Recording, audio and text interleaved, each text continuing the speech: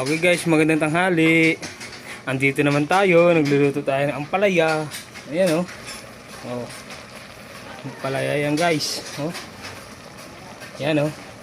Para masustansya naman ang ating mga katawan. Kasi yan ay maraming benefits na dala. Dagdag sa dugo. Yan, sana yan dyan. Para medyo makakuha naman katawan natin sa mga gulay. Okay. Mamaya lagyan natin itlog.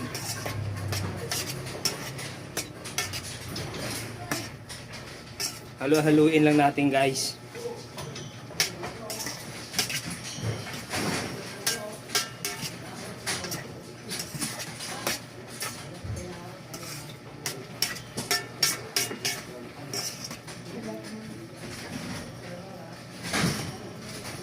Papatuyuin na natin ng konti kasi lalagyan natin ng itlog.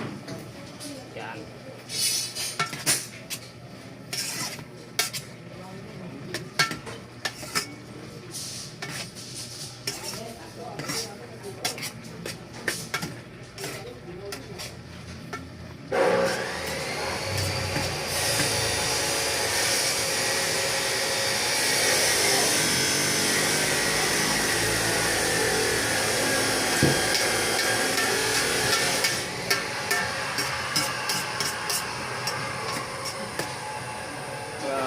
Ganito kami dito sa construction.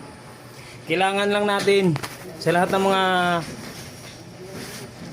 kasamahan natin dyan na construction. Yan. Palagi lang kami nagtitipid dito. Gulay, ambag-ambagan para medyo hindi naman mabigat.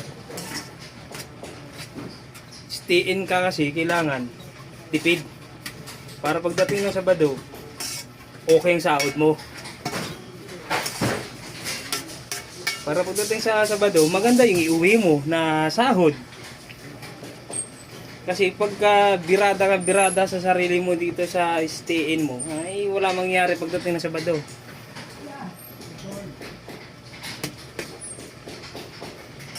Para nagdi-deposit ka lang sa tindahan. Yan sinasabi na hataw ka sa trabaho, hataw ka sa OT.